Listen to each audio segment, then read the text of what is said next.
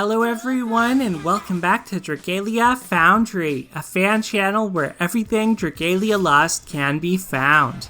This video is going to contain my first ever clears of Asura's Blinding Light on Expert and Master difficulty. This new Sinister Dominion boss battle came out last week, but I only got a chance to check it out this weekend, so I'm playing through Expert and sharing my first clear of that right now, and we'll hop over to Master shortly. I am about a week behind on this, so last week I ended up doing my weekly clears in Yaldabaoth, and so finally had time to check this out. It's a pretty interesting fight. I've only cleared Expert and Master once, and I've only attempted them once. Was actually surprised at how easy it was to clear on the first attempt. Same thing with the standard difficulty, just did it once and was done with it. So I may not have the most insight into the actual mechanics or some of the difficult things that can happen, but my general takeaway about Fallen Angel Raphael here, as well as Asura, is that they're just extremely tanky, and that seems to be the main gimmick of this fight, as far as I can tell, is it just takes a lot of damage to plow through them, and of course we still have the returning gimmicks of Curse of Nihility and Creeping Corrosion as well that are common across the Sinister Dominion battles. So this one feels closer to Lilith to me than to Yaldabaoth. Yaldabaoth having all the summons gave that a very unique feel. Here, there's a little bit of chaos with these orbs that get summoned, and by defeating them, we get a power-up to our team, and you can stack those power-ups. I think the purpose of that is to kind of counteract the fact that Raphael and Asura are so tanky. So we're able to do that. I think while you have those, the amount you're healed by is reduced, something like that. But otherwise, feels kind of similar, kind of samey. You're starting to see, at least I feel, we're starting to see some of the same kind of mechanics and like hit patterns across the different Sinister Dominion battles, in much the same way that some of the Agito members had kind of the same type of hitboxes they throw out, like the swipes that are similar across Volk and Kayan, for example. We saw that here a little bit. There's kind of a purple attack that Asura does that reminds me a lot of Lilith's attack. You can see it right now. So it's interesting to see the parallels among these different Sinister Dominion bosses. Asura obviously extremely tanky. One of the things that really stood out to me in every difficulty I did this was just like it felt the overdrive gauge took forever to even build up, and then to shred it took just as long. So that also stood out, and especially considering I had a Manicaster in my team, and for Master I used a Manicaster in the Flame element as well. So that stood out to me. This is basically just the first team composition I tried. I wanted to go with a team comp that would be resilient to Curse of Nihility, although it looks like it expires pretty quickly here, so that may not be too much of a concern. Just in my YouTube feed, I've definitely seen the thumbnails for videos out there of autoing this consistently, so I'm sure that this can be autoed consistently. I haven't set up a team to try to do that or anything like that just yet, but it seems like this is well broken open, and there's not a major killer mechanic or anything of that sort. So overall, this feels like a pretty safe boss battle, but a fun one.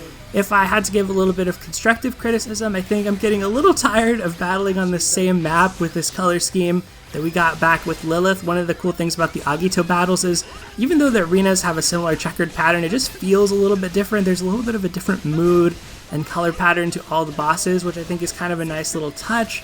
So I'd love to see that with the next few Sinister Dominion battles, although at this point, with 3 out, maybe we're just sticking to this pattern. Maybe it'll change with Legend or something like that. The new worm prints from this look quite interesting, including one that I believe increases skill damage, or your damage perhaps, just dependent on your HP being low. I don't know the full details on that, I don't know the analytics, but that's a really exciting sounding worm print, so I'd be curious to see how effective that is. I have to farm up basically everything. I have not done any farming other than these 3 clears today, so we'll probably continue to work on this. May end up just co-opting an auto build that's out there, because unlike in the past, I feel like with Shadow, I do probably have a lot of the good adventures that might be used for autoing. So when it came to Yaldabaoth, I was missing Leonidas, which almost incentivized me to go a little bit more crazy, just testing out different things until I found something that worked. at this point, I've been very fortunate with my summons, having Chell, having Leonidas, so I feel like there are less pieces that I'm missing. Maybe the one big thing I'm missing is a second Azazel copy, since I only have one max and bound of those. So other than that, though, I think most of the adventures and dragons in the Shadow Element I do have now. Yeah, so I don't know that I'll be posting anything experimental or brand new as far as the autoing, but we'll probably try to get on that just to farm up the Worm Prince. It is a big farm. There's been a lot happening in Dragalia the past week, besides this content, of course. We still have the Toll of the Deep event that's been happening. We had the free daily tenfolds every day. I have yet to get any 5 stars on those, so I'm building up a pity rate, hoping I may get lucky and get Summer Mim. We got an announcement that Ieyasu and Mitsuhide Summer Edition are starring in our next event, which is pretty sweet as well. And that was kind of cool to see their portraits revealed. But other than that, it's just going to be more Asura for me. There's been farming opportunities. If you are like trying to catch up with the game, there's been plenty of farming opportunities this past week for the High Dragons and for the Agito. There have been half stamina and double drops, and half gather wings as well for those. And so that's always a great time to try to finish out your weapon collection. If I were a little bit more proactive, I'm pretty sure at this point I could have gone for like all 4 copies of every weapon, every Agito weapon, and fully built them. But I've just been too lazy and just too busy to try actually accomplish that. Definitely sitting on way too many Gather Wings and Ashes, I should say, right now, to where I have no idea how I'm going to use them all. It gets kind of dicey at the end here, as you can see, with a lot of purples and this yellow field of flowers, maybe? It's a little hard for me to tell what that actually is. But we're able to clear there. Maybe that phase is particularly dangerous. I liked using Alberius here in my lead slot because I feel like his second skill, where he sends out the tornadoes as Midgard Stormer, it's really nice at hitting some of those cannons, for lack of a better word, those orb cannons, pretty far away on the arena, so that was pretty fun to utilize. He's a character that back in the day we're sort of wondering, you know, is he going to be impactful in the Sinister Dominion, and now we finally have content where we get to use Shadow Adventures in it. And I would say he was effective for me. I mean, he can get paralyzed, and you could see here my footwork is not great because I'm getting hit by some of these purples. Some of the attacks require to move around, which doesn't feel super great, but swords are pretty quick to be able to attack while moving, so I found him to be perfectly fine. I'm sure there are like very optimized clears by now that are like a 1 minute or 2 minute or whatever the fastest clear is these days, but that is well outside of my skill level at this point. But yeah, this was pretty fun. Now we're on to Master Difficulty, obviously, and just some of the attack patterns are a little bit more punishing and just interesting, kind of the way that they overlap these attacks. This move, I really didn't realize how low the health was on those orbs that are in the purple, so I think having a skill up for those, I'll get to this eventually in this fight, makes it so that you can attack those and then the lane is actually cleared, which provides a safe spot to stand if you'd like to. Here, this purple circle that comes out quickly, I guess almost killed me there, but I seem to be getting healed just fine, even though I am corroded and I have this yellow buff. I thought that was supposed to debilitate my healing ability, so maybe I have the wrong interpretation of that, but Summer Verica is just phenomenal, and I haven't gone out of my way to get extra mana nodes on her, so whatever she has is whatever is available for free-to-play players from the what are they called? Conviction Unbinding from Trials of the Mighty. So mine is just at whatever that level is. And then Vania, she's able to contribute with the amps, I guess, a little bit. And Galachel has some buff zones going on as well. Really, now that I think about it, I'm not sure that she needed to be here on this team, but she was here on all the difficulties for me, so I kept her here, and her being a recent summon is a cool reason to have her included as well. But you can just see here the minuscule amount of damage that we've done to the boss. Like, it felt like such a slog to the point where I was like, clearly I'm doing something wrong. Like, did I overlook some type of mechanic here? Like, did I not understand that there was some kind of gimmick and completely brute force this, ignoring how I'm actually supposed to do this battle? It's certainly still a possibility. All I did before this was As I said, I've seen thumbnails of people who've cleared this, autoed it, but I haven't actually watched anything. But I did read the little in-game description about how Asura works, so that seemed to work for me. I mean, it was enough to get the clears done. And the other thing mechanically here that we see that's kind of like a recurring thing in some of the Sinister Dominion battles is that green weak point. I would love to see another color of a weak point one day. I think that'd be kind of nice, just to, you know, kind of mix it up just aesthetically, give us a little bit of a different weak point. Now that the mask has changed, I think that changes the properties of Asura a little bit, but doesn't seem to really change like the attack patterns. I know one of the masks toward the end feels very dramatic, the anger mask, and I think that Asura can stack up some strength buffs at that time, but I really didn't notice a difference just playing through the fight. It just felt like kind of like battling in the Mercurial Gauntlet, like just have to keep hitting it a lot, but in a very long form type battle.